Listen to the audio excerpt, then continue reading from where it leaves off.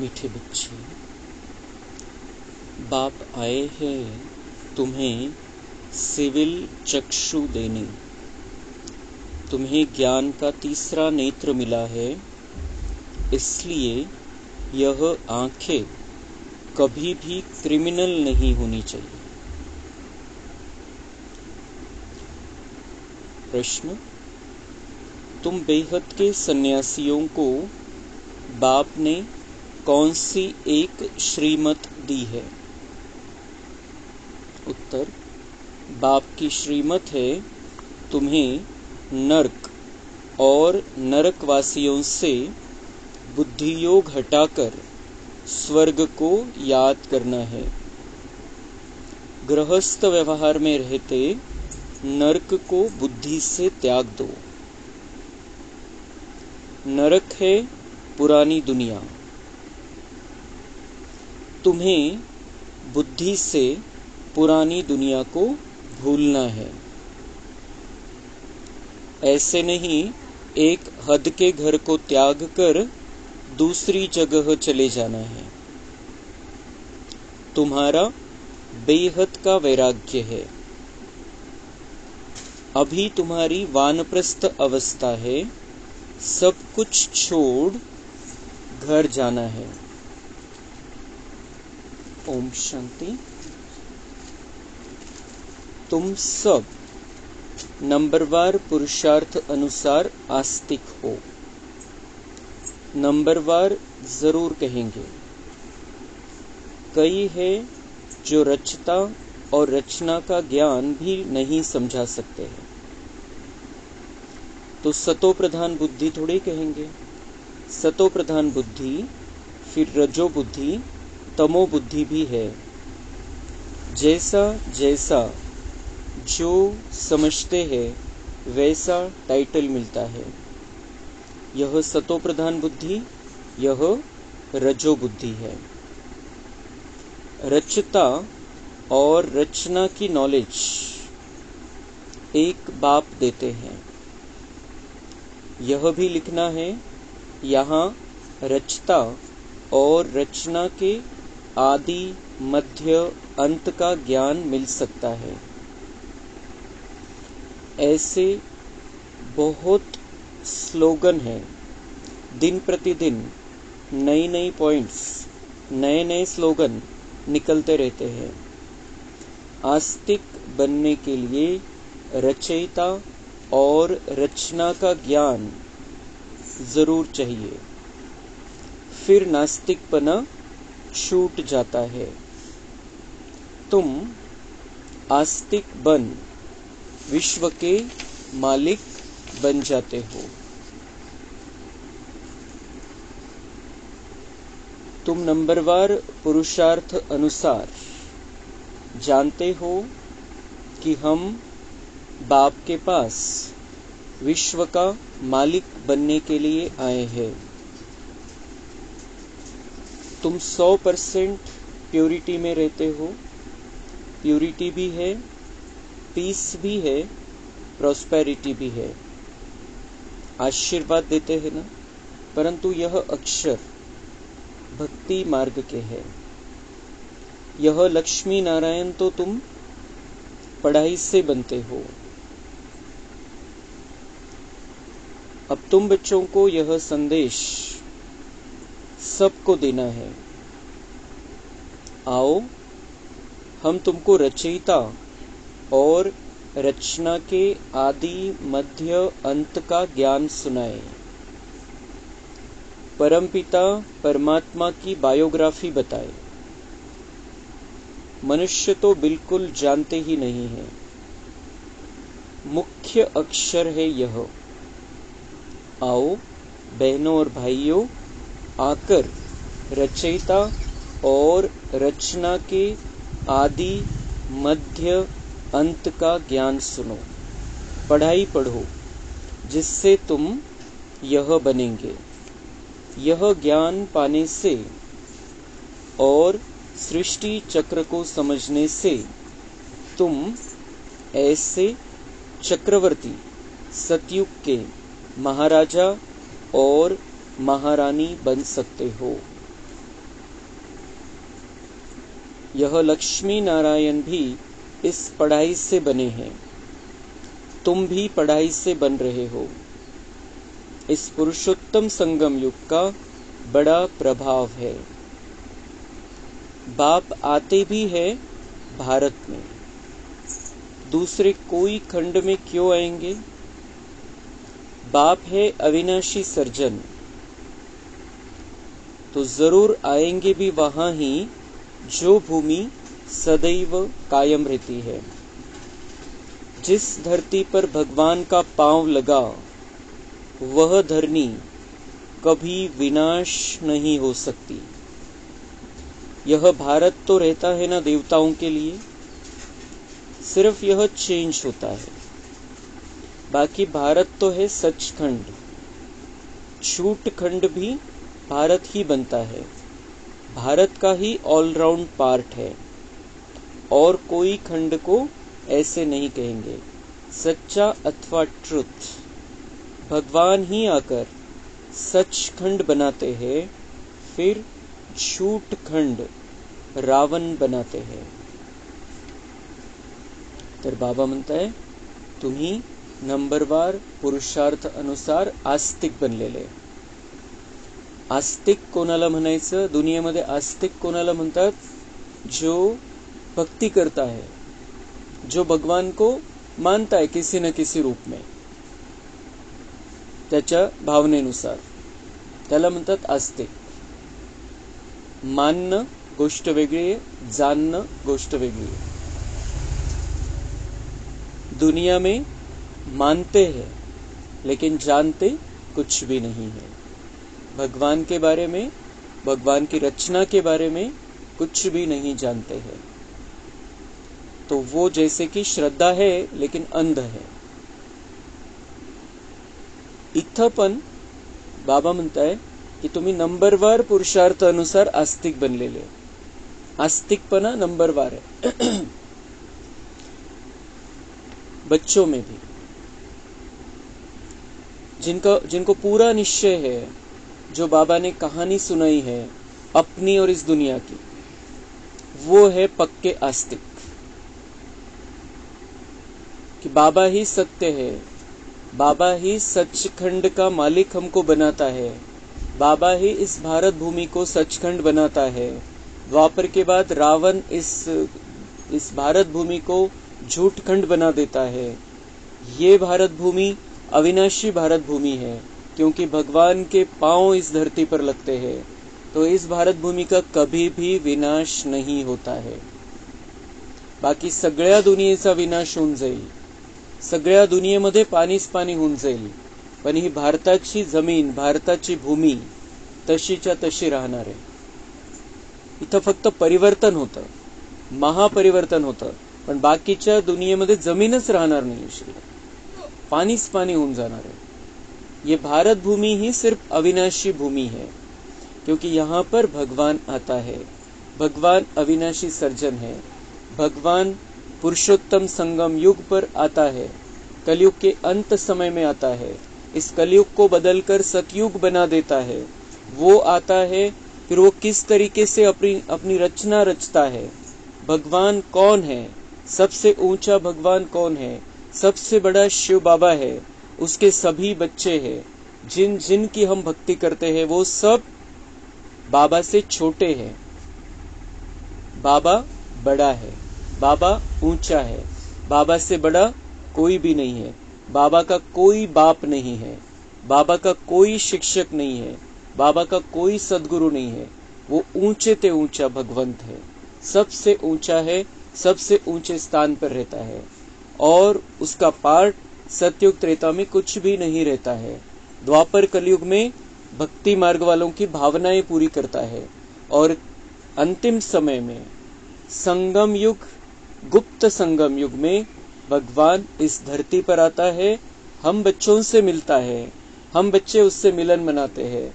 उसके साथ रहते हुए हम अपने आप को देवता बना लेते हैं। वो देवता बनाने की पढ़ाई हमको पढ़ाता है, दिव्य गुणों की धारणा करना सिखाता है, हमारे संस्कार परिवर्तन करता है, ज्ञान देता है, योग लगाना सिखाता है। फिर हम सेवाएं करते हैं, इस दुनिया को परिवर्तन हम कर देते हैं। ये जो आदि मध्य अंत का ज्ञान है, बाबा म्हणता है ये ज्ञान तुम्हें अब सबको सुनाना है। तुम्ही पक्का करून घ्या, जो सतो प्रधान बुद्धि है उनकी बुद्धि में ये आदि मध्य अंत का ज्ञान फिट बैठ जाता है। याच्याशिवाय दुसरं काहीही नाहीये या दुनियेची कहाणी। हीच कहाणी आहे आणि हीच सत्य कहाणी आहे। याच्यापेक्षा वेगळी कुठली दुनिया नाही, वेगळी कुठली कहाणी नाही। जी परमपिता परमात्म्याने येऊन कहाणी सांगितलेली आहे, सत्य सांगितलेलं आहे, ते सगळं कारणासहित स्पष्ट केलेलं आहे आणि त्याच्यावरती आपल्याला निश्चय पक्का करून घ्यायचा आहे। बाबा म्हणता है जिनका निश्चय कम रहता है वो रजो प्रधान बुद्धि, रजो बुद्धि इस कैटेगरी में आते हैं, और जिनका निश्चय पक्का हो जाता है इस कहानी पर, बाबा का जो पार्ट है उस पर, वो सतो प्रधान बुद्धि वाली आत्माएं हैं। और उन्हें अब सबको ये आदि मध्य अंत की कहानी सुनानी चाहिए, उनको समझाना चाहिए कि आप ये कहानी आकर सुनो। ये दुनिया के आदि मध्य अंत की कहानी है, भगवान की कहानी है, भगवान के बारे में सत्य जानकारी है। और ये सुनने से और स्वदर्शन चक्र को बुद्धि में घुमाने से आप भी चक्रवर्ती राजा बन सकते हो। बाबा म्हणते ये बात लिखो भी, सबको सुनाओ भी, सबको समझाओ भी। तर ही कहाणी सांगणंच आवश्यक झालेलं आहे सगळ्यांना। जोपर्यंत ही कहाणी नाही समजणार, जोपर्यंत बाबा आणि बाबांचा पार्ट नाही समजणार आणि दुनियेची आता वेळ कोणती चाललेली आहे, समय कोणता आहे हे समजणार नाही, तोपर्यंत कोणीही या पुरुषार्थाच्या सद्गतीच्या मार्गावरती येणार नाही। सगळ्यात पहिले ही कहाणी सांगणं आवश्यक आहे, याच्यातली सत्यता पटवून देणं आवश्यक आहे। आणि ते केव्हा पटवून देऊ शकू आपण, जेव्हा आपण निश्चयाने या मार्गावरती चालतोय, जेव्हा आपण बाबांचं बनून या मार्गावरती चालतोय। तो इस तरीके से हमें इन सेवाओं को अब आगे बढ़ाना है। अब ये आज कहानी के रूप में हमें ये जानकारी अब सबको देनी है, भगवान का परिचय देना है। भगवान किस तरीके से अपना पार्ट बजाता है, इस दुनिया को चेंज कर देता है, वो हमें सबको बताने की अब जरूरत है। मग बाबा म्हणते ती जी दुनिया आता तुम्ही तुमच्यासाठी बनवताय, मी तुमच्यासाठी ती दुनिया बनवायला आलेलो आहे, ते ती दुनिया कशी आहे, तिथं पवित्रता आहे, शांती आहे आणि समृद्धी आहे। दुनियेमध्ये आशीर्वाद देतात तो तेवढ्यापुरता तेवढा आशीर्वाद आहे, पण बाबा जे आपल्याला देतात ते अविनाशी आहे, परमनंट आहे, आपल्या सोबत येणार आहे, हे शरीर सोडल्यावर आपल्या सोबत येणार आहे आणि त्या दुनियेमध्ये आपण पवित्र राहणार आहे, शांतीमध्ये राहणार आहे आणि सगळ्या प्रकारची समृद्धी मालामाल राहणार है। ये लक्ष्मी नारायण तो तुम पढ़ाई से बनते हो। अब ये जो पढ़ाई चल रही है, हम जो पढ़ रहे हैं, भगवान जो हमें ट्रेनिंग दे रहा है, वो लक्ष्मी नारायण बनने की ट्रेनिंग है, लक्ष्मी नारायण जैसा बनने की ट्रेनिंग है। पढ़कर फिर सबको पढ़ाना भी है।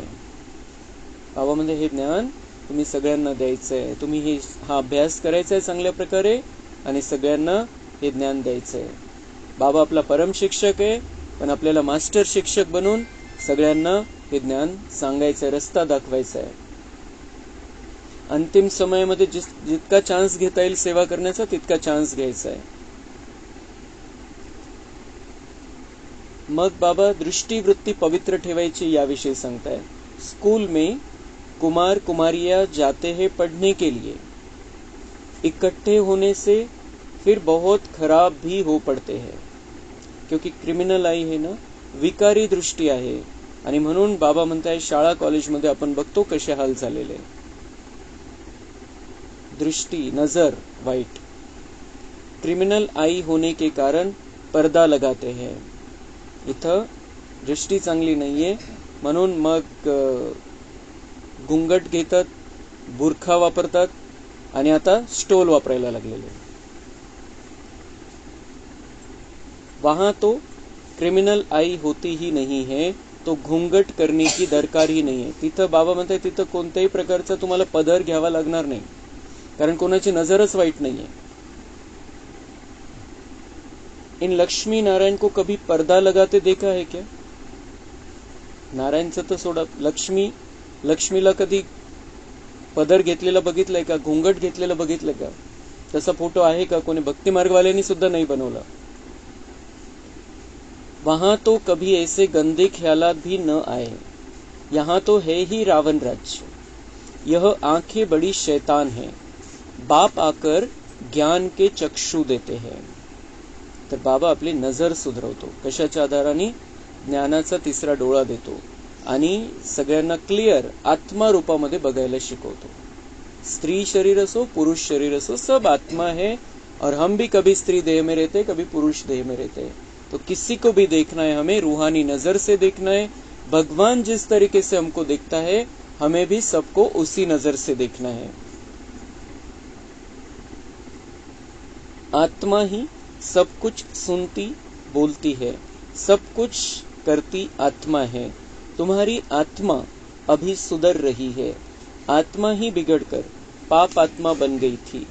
पाप आत्मा उनको कहा जाता है जिसकी क्रिमिनल दृष्टि होती है।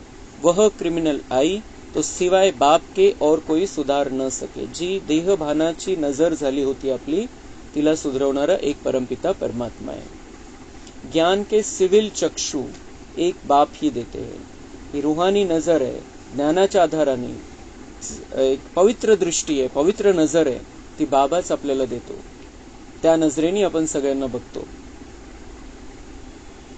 यह ज्ञान भी तुम जानते हो, शास्त्रों में यह ज्ञान थोड़ी है। बाबा म्हणते ये जो ज्ञान अभी तुम सुन रहे हो ये शास्त्रों में नहीं है, ये ज्ञान अभी तुमको पता चल रहा है। ऐसे नहीं संन्यास कर फिर दूसरी कोई जगह चले जाना है। बाबा म्हणताय घरातून निघून नाही जायचंय, संन्यास करून कुठं पळून नाही जायचंय। बाप कहते हैं गृहस्थ व्यवहार में रहते नर्क का बुद्धि से त्याग करो। बाबांची श्रीमत काय? इथून जिथं आहात तिथून कुठं निघून जाण्याची आवश्यकता नाहीये, तिथं राहूनच सुंदर श्रेष्ठ असा पुरुषार्थ करायचा आहे। पण घरामध्ये घर संसारामध्ये राहत असताना बाबा म्हणताय नर्क का बुद्धि से त्याग करो, नर्क का बुद्धि से त्याग करो। तो उसके लिए सबसे पहले हमें मानना पड़ेगा, अपने आप को समझाना पड़ेगा ये सारी दुनिया नरक है। ये जो आज की दुनिया है नरक है। यहाँ पर दिखता तो बहुत कुछ है, आकर्षित करने वाली बहुत चीजें हैं, लेकिन हर चीज में, हर वस्तु व्यक्ति वैभव में दुख है। तो इसमें अटकना नहीं है, फंसना नहीं है और इसके कारण परेशान भी नहीं होना है, क्योंकि बाबा ने हमें नरक से निकाल दिया है। हमारी बुद्धि नहीं भटकनी चाहिए नरक में। ये दुनिया नरक है, इथं हे काट्याचं जंगल है बाहर, लेकिन हम बाबा के फूलों के बगीचे में आ गए हैं। तो हमारे ऊपर इस दुनिया के कांटों का प्रभाव कब नहीं पड़ेगा? जब हमारी बुद्धि में क्लियर है कि ये दुनिया ही नरक है, ही दुनिया नरक झालेली आहे, याच्यामध्ये मला फसायचं नाही। आता फसत आलो मी द्वापर युगापासून, नरक बनायला लागली तेव्हापासून मी फसत आलेलो आहे, अटकत आलेलो आहे। मी स्वतःच ती जंजीर निर्माण केली, मी स्वतःच बंधनामध्ये स्वतःला बांधून घेतलं। देहभानाच्या बंधनामध्ये, नात्या गोत्यांच्या बंधनामध्ये मी स्वतःला बांधून घेतलं। आता सगळं करायचंय, नात्यामध्ये जे कर्तव्य त्याचंही पालन करायचंय, पण न्यारा आणि प्यारा बनून फरिश्ता स्थितीमध्ये राहून आपल्याला ते सगळं करायचंय। न अटकता सगळ्यांच्या कल्याणासाठी कार्य करायचं, कोणामध्येच अटकायचं नाही, कोणामध्येच फसायचं नाही, कोणाचा द्वेष करायचा नाहीये, ईर्ष्या करायची नाहीये, कोणाविषयी चुकीची भावना ठेवायची नहीं, न्यारा आणि प्यारा राहायचं। जैसे बाबा रहता है, जैसे बाबा है वैसा हमें रहना है। जैसे ब्रह्मा बाबा ने करके दिखाया, जैसे दादियों ने करके दिखाया, वैसे हमें रहना है, इसी दुनिया में रहना है। ऐसे नहीं कि बाबा ने कोई अलग सिर्फ मधुबन और मधुबन में ही रहना है, मधुबन के बाहर कहीं जाना नहीं है, कोणाशी काही संपर्क नाही, मधुबनच्या बाउंड्रीमध्ये राहायचंय, असं कोणालाही नाही केलं बाबांनी। दादींना सगळ्यांना बाहेर सेवेवरती पाठवलं, तो नरक में भेजा सेवा के लिए बाबा ने। तो ऐसे ही हम भी इस दुनिया में रह रहे हैं, बाहर नरक है, लेकिन गुप्त रूप में हम संगम युगी आत्माएं हैं। हम भगवान के बच्चे, भगवान की छत्र छाया में पलने वाले बच्चे हैं। हम साधारण आत्माएं नहीं है, साधारण मनुष्य नहीं है। स्वतःला वारंवार ही गोष्ट आपण समजून सांगायची आहे। आपला खूप मोठा महान जन्म आहे आता हा, हा पुनर्जन्म झालेला आहे आपल्या या शरीरामध्ये राहत असताना. आणि बाबांनी हे पुढचं जे जीवन आहे आपल्याला सेवेसाठी दिलेलं आहे. स्वसेवा आणि विश्वसेवा. स्वतःचं कल्याण करायचंय आणि विश्वाचं कल्याण करायचंय. तो बाबा कहते हैं कि नरक को बुद्धि से त्याग करो. बुद्धीमध्ये ही दुनिया नाही राहिली पाहिजे. दुनियेमध्ये आपण भलेही राहायचं आणि सेवा करायची, पण इथं ही दुनिया नाही राहिली पाहिजे. इथं फक्त बाबा आणि आपली सतोप्रधानता. नर्क को भूल स्वर्ग को बुद्धि से याद करना है. हमें जो आने वाली दुनिया है, हमारे लिए जो बाबा दुनिया बना रहा है, उसी दुनिया की बातों को बुद्धि में रखना है. बाबा किस तरीके से हमारे लिए इतना सुंदर कार्य कर रहा है, हर सेकंड उसने बच्चे के लिए रखा है, उसका आदर सम्मान रखते हुए, हमारा सुंदर भविष्य का चित्र देखते हुए हमें आगे बढ़ना है. आता याच्यात परेशान नाही व्हायचं. या दुनियेमध्ये काय होतंय, आपल्या सोबत काय होतंय, कोणते दुःख येत आहे, कोणते संकट येत आहे, कोणते समस्या आहे, कोणते प्रॉब्लेम चाललेले, याच्यामध्ये बुद्धी नहीं ठेवायची. जो सामने आ रहा है भगवान की शक्ति से और ज्ञान से हमें उसको निपटते जाना.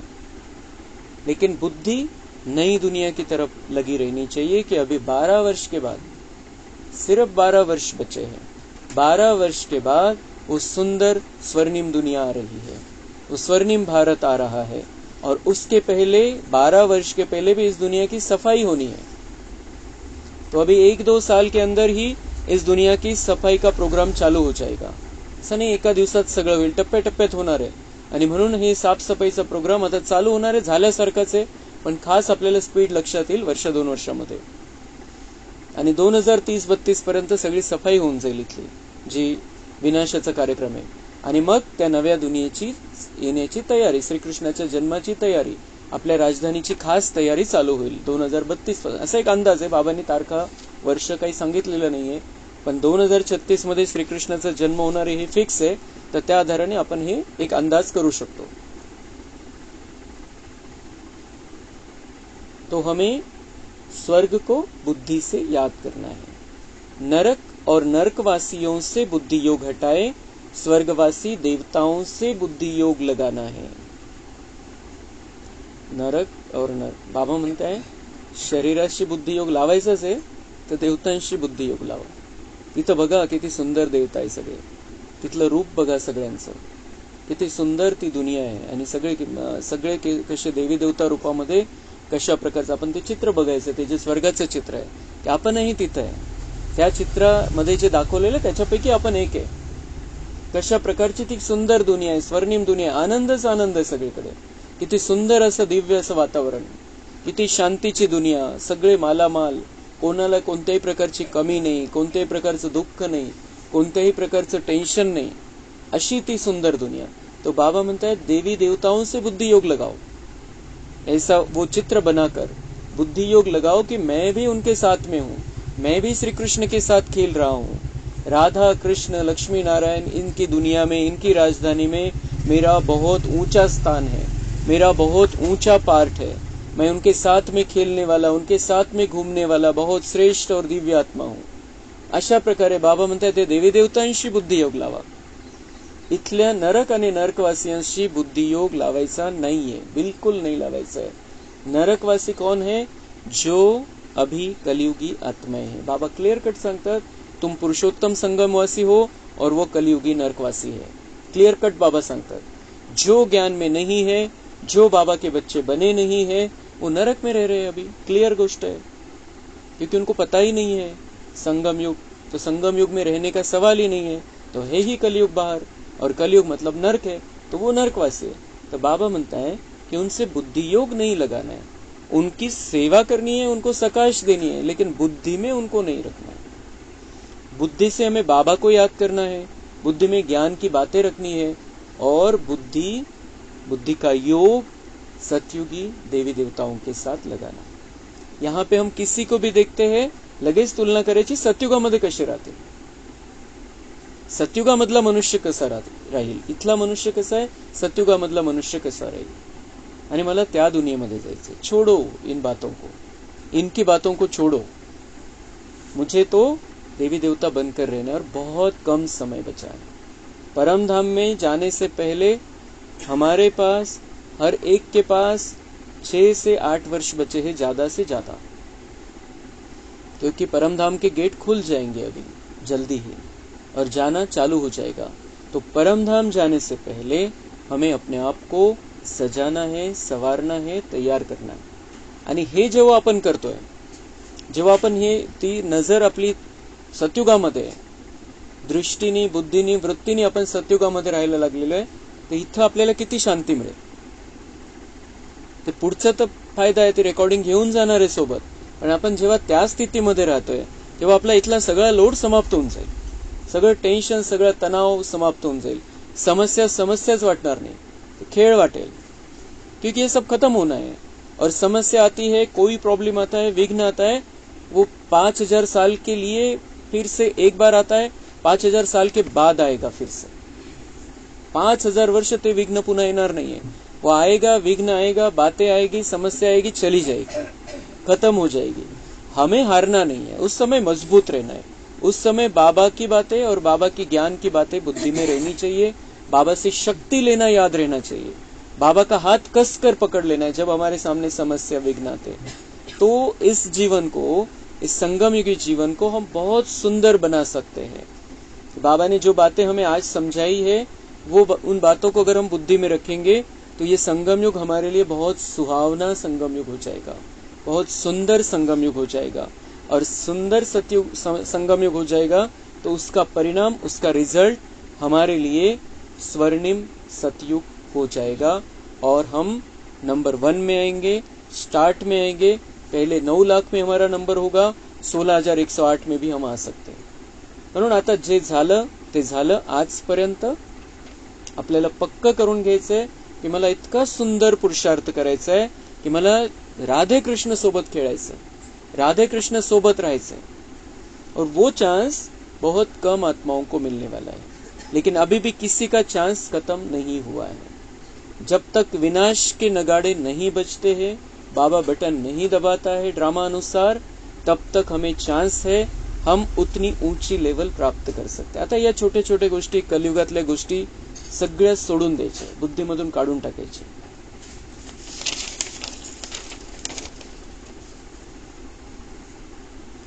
मनुष्य भक्ति मार्ग में माला सिमरते हैं, ज्ञान कुछ भी नहीं है।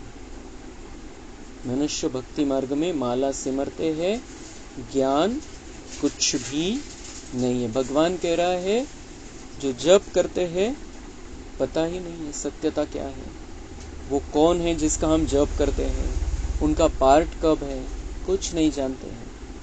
गुरु ने कहा माला फेरते रहो, तो जो जप घ्यायला सांगितलेलं आहे बस ते घेत राहते, बस राम राम की धुन लगा देते, राम राम की धुन लगा देते।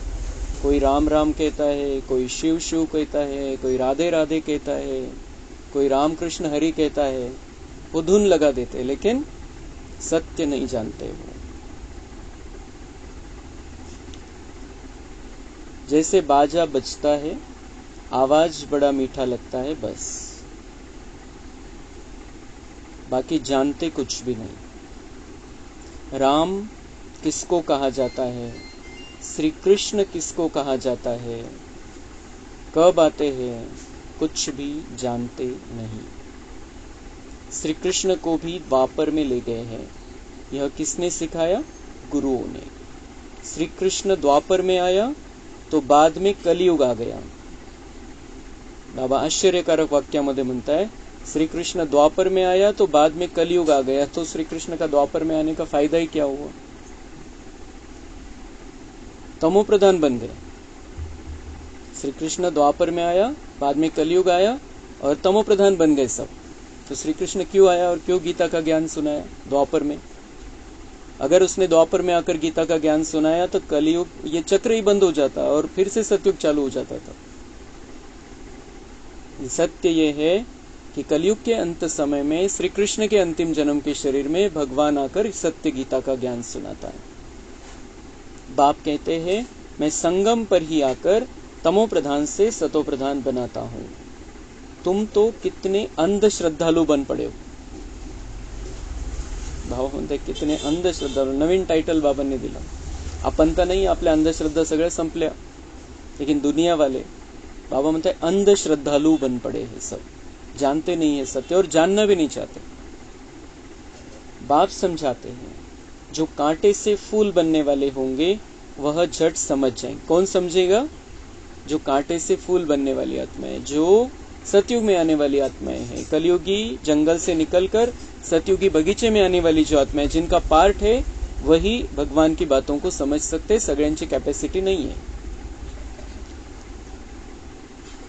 कहेंगे यह तो बिल्कुल सत्य बात है. कौन कहेंगे? जो कांटे से फूल बनने वाले हैं वही इन बातों को मानेंगे, कहेंगे यह तो बिल्कुल सत्य बात है. कोई लोग अच्छी रीति समझते हैं तो तुमको कहते हैं कि तुम बहुत अच्छा समझाते हो. जे ज्यांना समजतात या गोष्टी, ज्यांना कॅपॅसिटी आहे, बुद्धीमध्ये कॅपॅसिटी आहे, कधीतरी त्यांचा पार्ट खुलणार आहे सत्युगामध्ये येण्यासाठी, नव्या दुनियेमध्ये येण्यासाठी किंवा त्रेतामध्ये येण्यासाठी, ते म्हणतात की आप बहुत अच्छा समझाते हो, बहुत अच्छा ज्ञान है ये. कौन कहेगा? जिनको उस दुनिया को देखना है, पार्ट है उनका. बाकीचे म्हणतील हाँ ठीक है, बरं है. 84 जन्मों की कहानी भी बरोबर है. ज्ञान सागर तो एक बाप है जो आकर तुम्हें पूरा ज्ञान देते हैं. तो भगवान ज्ञान सागर के हम बच्चे हैं, हमें भगवान पूरा ज्ञान देता है. हमें दुनिया वालों को भी ये ज्ञान सुनाना है, समझाना है, बताना है, रास्ता बताना है उनको. और सबसे मुख्य बात, हमारी नजर उनके प्रति बहुत अच्छी होनी चाहिए. भले ही हम जानते हैं ये कलयुगी आत्माएं हैं, ये नरकवासी है, लेकिन बाबा ने हमें ये श्रीमत दी है, सबके प्रति रूहानी नजर होनी चाहिए, सबके प्रति रूहानी दृष्टि होनी चाहिए, सबको शुभ भावना की नजरों से देखना है. उनका कल्याण हो जाए, वो सदगति के रास्ते पर आ जाए, वो पुरुषार्थ में लग जाए, वो भगवान को अपना मान ले, भगवान से जुड़ जाए, भगवान से उनका योग लग जाए, उनका कल्याण हो जाए. हर किसी के भी प्रति, चाहे कोई हमारा नजदीक का है, कोई दूर का है, कलयुगी नरकवासी है, बाबा को मानता नहीं है, बाबा को समझता नहीं है, लेकिन हमें उनके प्रति भी अपनी नजर को खराब नहीं करना है, क्योंकि हम देवी देवता बनने वाली आत्माएं हैं. हमें सबको रूहानी नजर से, शुभ भावना की नजर से ही देखना है. अच्छा, मीठे मीठे सिक्के लधे बच्चों प्रति माता पिता बाप दादा का याद, प्यार और गुड मॉर्निंग. रूहानी बाप की रूहानी बच्चों को नमस्ते. हम रूहानी बच्चों की रूहानी बाप दादा को याद, प्यार, गुड मॉर्निंग, नमस्ते. वहाँ बाबा वहाँ, शुक्रिया बाबा शुक्रिया. धारणा के लिए मुख्य सार है, सदगुरु बाप की याद से बुद्धि को सतो प्रधान बनाना है, सच्चा बनना है, आस्तिक बनकर आस्तिक बनाने की सेवा करनी है. अभी वानप्रस्थ अवस्था है, इसलिए बेहद का सन्यासी बनकर सबसे बुद्धि योग हटा देना है, पावन बनना है और दैवी गुण धारण करने हैं. वरदान है, देह और देह के दुनिया की स्मृति से ऊंचा रहने वाले, सर्व बंधनों से मुक्त फरिश्ता भव. जिसका कोई भी देह और देहधारियों से रिश्ता अर्थात मन का लगाव नहीं है, वही फरिश्ता है. फरिश्तों के पांव सदा ही धरनी से ऊंचे रहते हैं. धरनी से ऊंचा अर्थात देह भान की स्मृति से ऊंचा. जो देह और देह की दुनिया की स्मृति से ऊंचा रहते हैं, वही सर्व बंधनों से मुक्त फरिश्ता बनते. जो देह और देह की दुनिया की स्मृति से ऊंचा रहते हैं, वही सर्व बंधनों से मुक्त फरिश्ता बनते हैं. ऐसे फरिश्ते ही डबल लाइट स्थिति का अनुभव करते हैं. स्लोगन है, वाणी के साथ चलन और चेहरे से बाप समान गुण दिखाई दे, तब प्रत्यक्षता होगी. वाणी के साथ चलन और चेहरे से बाप समान गुण दिखाई दे, तब ही प्रत्यक्षता होगी बाबा की. अच्छा, ओम शांति.